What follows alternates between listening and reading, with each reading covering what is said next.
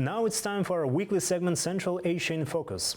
We're joined in the studio by our political expert Ozhet Shigirbayev. Welcome, Ozhet. Good evening, Dauren. Let's return to the visit of Gurbanguly Berdimuhamedov. As I understand, today you'll be talking about how Kazakhstan wasn't the final stop on his tour. The former president and the current chairman of Turkmenistan's People Council has also visited other Central Asian countries. What's driving this new regional diplomacy push? What goals is Turkmenistan pursuing right now? Well, Dorian, as we can see, now we have a lot of changes and a lot of dynamics in Central Asian region. And also, as I suppose, one of the main goals of Mr. Berdimuhamedov is to tighten the economic ties.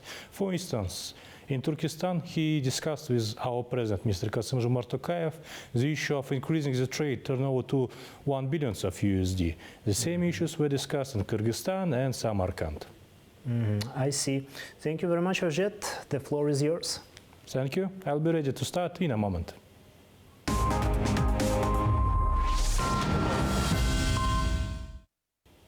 Following his informal meeting with the president of Kazakhstan, Mr. Gurbanguly Berdimuhamedov continued his tour across Central Asian countries. On April 22, he held a meeting in Chelpon-Ata with the President of the Kyrgyz Republic, Mr. Sadyr Japarov. During the talks, the two leaders discussed a wide range of issues related to bilateral cooperation, including trade and economic relations, cultural and humanitarian ties, and regional initiatives. President Japarov placed particular emphasis on trade, proposing the establishment of the Joint Kyrgyz-Turkmen Development Fund, modeled after similar funds already launched by Kyrgyzstan in partnership with such countries as Russia, Hungary, Uzbekistan, and Azerbaijan. Mr. Berdimuhamedov expressed Turkmenistan's readiness to deepen cooperation across various fields. As part of the visit, an informal dinner was also held, during which current issues of cooperation and cultural exchange were discussed. A tour of the city Chelpon-Ata Center gave the guests an opportunity to gain a deep understanding of Kyrgyzstan's history and traditions. And later, on April 23-24, Mr. Gurbanguly Berdimuhamedov visited the Uzbekistan city of Samarkand. During his talks with President Shavkat Mirziyoyev, the two leaders discussed the further strengthening of Turkmen-Uzbek strategic partnership and the expansion of multifaceted cooperation, particularly in the areas of politics, inter-parliamentary relations, trade and economic, transport and communications, and of course, culture and humanitarian affairs. The sides also exchanged views on pressing issues of the regional and international agenda. From April 21 to 23, 2025, a trade and economic mission of Kazakhstan took place in Kabul, Afghanistan. The event was organized by Castrate GSC under the Ministry of Trade and Integration of Kazakhstan. The mission represents an important step in expanding business cooperation between Kazakhstan and Afghanistan. As part of the visit, an exhibition of Kazakhstan's products was held, showcasing goods from domestic producers, including those from the agro-industrial complex, textile and manufacturing industries.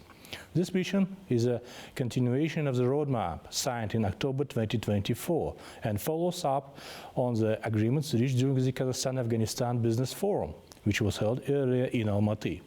Commercial agreements were concluded totaling approximately to 140 million of USD. Simultaneously, high-level negotiations took place between Kazakhstan's Deputy Prime Minister and Minister of National Economy, Mr. Serik Jumangarin, and Afghanistan's Minister of Mines and Petroleum, Mr. Khadilakh Badri. The two sides agreed to establish a joint commission to explore mineral deposits in Afghanistan. The Kazakhstan delegation included representatives of ERG Exploration, Kazakhmysbarlao, and Kazatomprom, who expressed strong interest in investing in Afghan deposits of solid minerals. The Afghanistani side confirmed its readiness to grant Kazakhs specialist access to geological data and facilitate exploration activities. An additional team of Kazakhstan's geologists is expected to be dispatched to Afghanistan by the end of May to study the sites in other provinces. However, details about the specific deposits of interest and potential terms of cooperation have not yet been disclosed. Kyrgyzstan and Tajikistan have connected their power systems as a part of the Kassa 1000 project. The initiative provides for electricity supplies to the domestic markets of both countries, as well as electricity exports from May to September to Afghanistan and Pakistan, in volumes ranging from 500 million to 1.5 billion kilowatt-hours. Of the total export volume, 40% will be supplied by Kyrgyzstan and 60% by Tajikistan.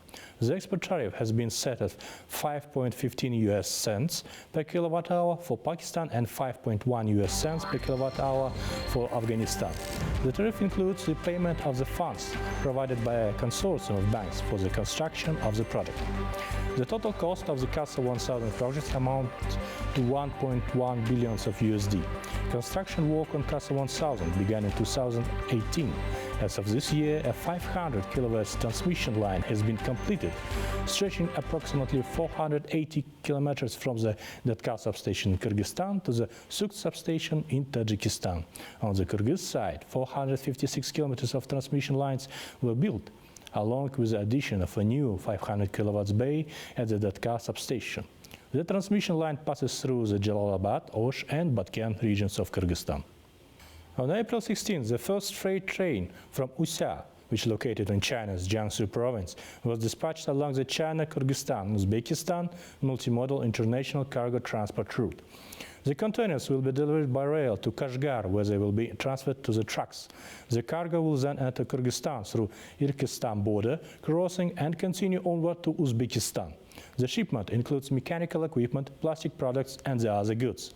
The total weight of the cargo is approximately 1,200 tons, with an estimated value of around 1.7 million of USD. The launch of the China-Kyrgyzstan-Uzbekistan multimodal corridor contributes to the improving of connectivity in the region and increasing its capacity. The new route significantly reduces the transportation time for goods, enhancing logistics between Central Asian countries and China. It also lowers costs by 33%, making trade more efficient. This strengthens economic cooperation in the region, improves integration among the countries, and boosts their competitiveness on the international arena. Kazakhstan plans to boost the annual transit of Russian gas to Uzbekistan from 1.28 billion cubic meters in 2023 to 11 billion cubic meters by 2038. This was announced by Kazakhstan's Minister of Energy, Mr. Yerlan Akizhanov, during a government meeting. For 2024, the volume is expected to reach 5.6 billion of cubic meters, increasing to 7.3 billion of cubic meters in 2025. According to the minister, these volumes are stipulated in a strategic cooperation agreement between the government of Kazakhstan and Gazprom PGSC. However, a separate agreement between Russia and Uzbekistan to expand deliveries has yet to be signed. Additionally, in 2025, Kazakhstan is set to transit 36.2 billion cubic meters of Uzbek and Turkmen gas to China, on par with the volumes of the previous year. Amid expanding energy cooperation, Russia and Uzbekistan continue to deepen their trade and economic relations. During a visit to Samarkand, Russian Foreign Minister Mr. Sergei Lavrov held talks with Uzbek Foreign Minister Mr. Bakhtiyor Saidov, noting positive momentum in bilateral cooperation.